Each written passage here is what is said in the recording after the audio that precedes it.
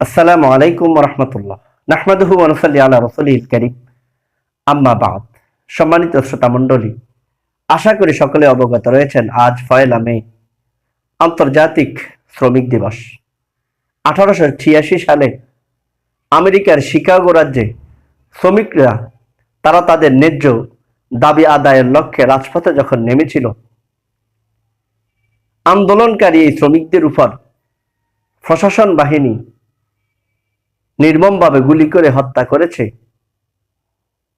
অসংখ্য শ্রমিককে। সেই দিবসটি ছিল ১ মে। পরবর্তীতে আন্তর্জাতিকভাবে এই মে মাসের ১ তারিখকে শ্রমিক হত্যার দায়ে শ্রমিক দিবস হিসাবে আন্তর্জাতিকভাবে স্বীকৃতি প্রদান করেন। বর্তমানে প্রায় ৮০-ও অধিক দেশে ১ মেকে আন্তর্জাতিক শ্রমিক দিবস হিসাবে উদযাপন করে আসছে। বর্তমান বিশ্বে আমরা দেখতে পাচ্ছি এই শ্রমিক দিবসে মালিকপক্ষ শ্রমিকের উপর হাজারো দাবি, হাজারো আপত্তি উপস্থাপন করছে। আবার শ্রমিকদেরকেও দেখা যাচ্ছে তারা তাদের মালিক পক্ষের উপর হাজারো দাবি, দোষ উপস্থাপন করছে। একে অপরের মাঝে সম্পর্ক হওয়ার চাইতে সম্পর্ক নষ্ট হওয়ার, সম্পর্ক দূরত্বে যাওয়ার সম্ভাবনাটাই অনেক বেশি দেখা যাচ্ছে। এবং প্রতি বছর প্রতি মাসেই মালিক পক্ষ আর শ্রমিক পক্ষের মাঝে একটা বিবাদ সৃষ্টি হয়ে থাকে। এর মূলে কারণ কি? এর মূলে কারণ বিশ্ব মানবতার দূত জনাবে মুহাম্মদুর রাসূলুল্লাহ সাল্লাল্লাহু আলাইহি সাল্লামের রেখে যাওয়া আদর্শচ্যুত হওয়ার কারণে। বিশ্ব মানবতার দূত জনাবে মুহাম্মদুর রাসূলুল্লাহ সাল্লাল্লাহু আলাইহি সাল্লাম সেই ১৪৫০ বছর পূর্বেই দুনিয়াবাসী মালিক পক্ষকে বলে দিয়ে গেছেন, হে মালিক পক্ষরা, তোমরা তোমাদের শ্রমিকের পারিশ্রমিক দিয়ে দাও তাদের শরীরের ঘাম শুকানোর আগেই। আজকে মালিক পক্ষ থেকে শ্রমিকের উপর যেই অপবাদটি দেওয়া হচ্ছে, যে অভিযোগটি দেওয়া হচ্ছে যে শ্রমিক তার কোম্পানির পরিপূর্ণভাবে সুন্দরভাবে দায়িত্ব পালন করছে না। একজন শ্রমিক তার মালিকের পরিপূর্ণভাবে সুন্দরভাবে কাজ আদায় না করার অন্যতম মাধ্যম একজন শ্রমিক তিনি মাস শেষে তিনি যখন তার উপযুক্ত পারিশ্রমিকটা না পাবে, অবশ্যই তখন তার মন ব্যথিত হবে। কারণ একটা মানুষ সে পরিশ্রম করে শুধু একা তার নিজের জন্য নয়, তার এই পরিশ্রমের অর্থে পরিচালিত হচ্ছে তার মা, তার বাবা, তার ভাই, তার বোন, তার স্ত্রী, তার ছেলে সন্তান, তার আত্মীয় স্বজন।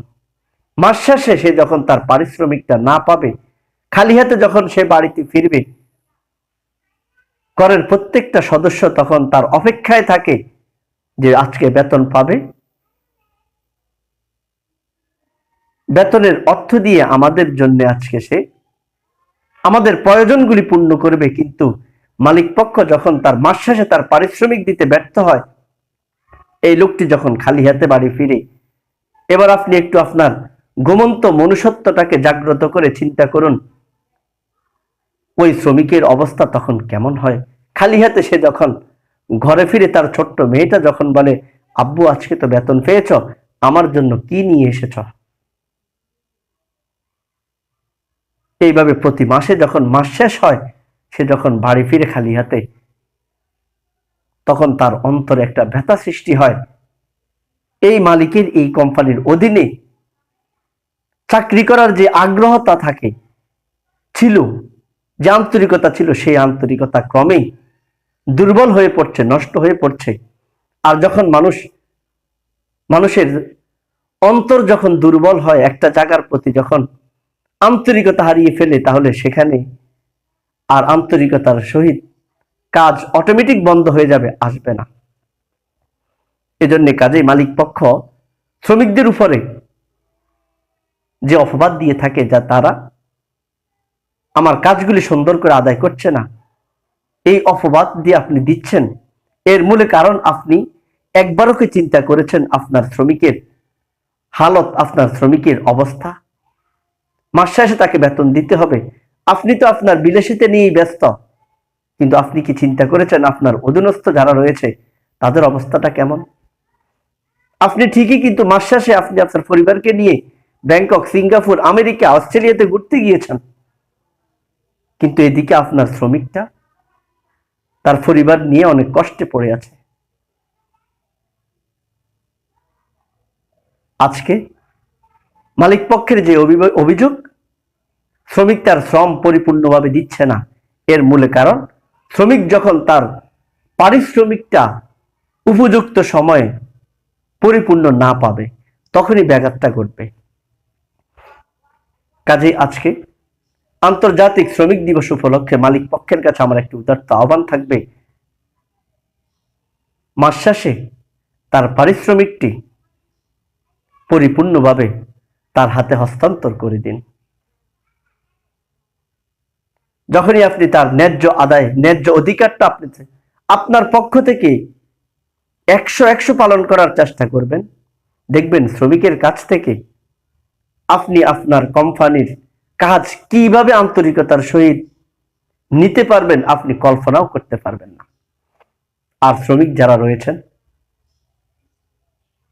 তাদের উদ্দেশ্যে আমার বক্তব্য হলো, একটা কোম্পানিতে যখন আপনি ঢুকেন,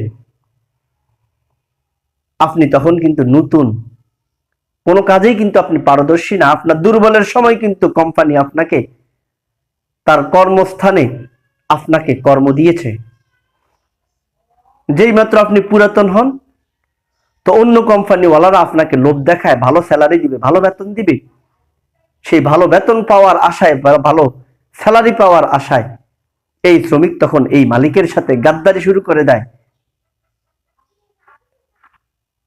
কাম যদি করতে হয় 6 ঘন্টা, এই শ্রমিক তখন কাম করে মাত্র 3 ঘন্টা। মালিককে ধোঁকা দেওয়ার চেষ্টা করে, যাতে করে মালিকের সাথে তার সাথে বাকবিতণ্ডা হয়, আর বাকবিতণ্ডা হলে সে ওই অন্য কোম্পানির কাছে যাবে ভালো মোটা অঙ্কের বেতন পাওয়ার আশায়। আপনি যদি এই কর্ম, এই অসৎ আচরণ করে যদি একটা কোম্পানিকে, যদি একটা মালিককে যদি আপনি এমন অপদস্থ করেন, তো জেনে রাখুন রাসূল করিম সাল্লাল্লাহু আলাইহি সাল্লামের ওই হাদিস, রাসূল করিম সাল্লাল্লাহু আলাইহি সাল্লাম বলেন, লা ইয়ারহামুল্লাহু মান লা ইয়ারহামুন নাস, আল্লাহ ততক্ষণ পর্যন্ত কোনো ব্যক্তির উপর রহম করেন না যতক্ষণ পর্যন্ত ওই মানুষ কোনো মানুষের উপর রহম না করবে। আপনি ভালো কাজ জেনেছেন এই কোম্পানিতে থেকে, এখন আপনি ভালো কাজ জাননেওয়ালা হয়েছেন, মোটা অঙ্কের টাকা পাওয়ার জন্য আরেক কোম্পানিতে চলে যাবেন, গাদ্দারি করবেন, আপনি আল্লাহর রহমত থেকে বঞ্চিত হবেন। আপনি যতই অর্থ কামান না কেন, আপনার অভাব কখনোই আপনার থেকে দূর হবে না। কাজে আল্লাহ রাব্বুল আলামিন আমাদেরকে রাসূল করিম সাল্লাল্লাহু আলাইহি সাল্লামের 1450 বছর পূর্বে রেখে যাওয়া মালিক পক্ষকে যে নির্দেশ প্রদান করেছেন যে তোমরা তোমাদের শ্রমিকের পারিশ্রমিক দিয়ে দাও তাদের গায়ের ঘাম শুকানোর পূর্বে, আর শ্রমিককে নির্দেশ প্রদান করেছেন তুমি মালিক পক্ষের সাথে গাদ্দারি করো না অন্য জায়গায় মোটা অঙ্কের টাকা পাওয়ার আশায়। আল্লাহ রাব্বুল আলামিন আমাদেরকে আমাদের প্রিয় নবী জনাব মুহাম্মদুর রাসূলুল্লাহ সাল্লাল্লাহু আলাইহি সাল্লামের নির্দেশ পালন করে এই আন্তর্জাতিক শ্রমিক দিবসে এই কথাটাকে পালন করে মৃত্যু অবধি পর্যন্ত পালন করার সে তৌফিক দান করুন। আসসালামু আলাইকুম ওয়া রাহমাতুল্লাহি ওয়া বারাকাতুহু।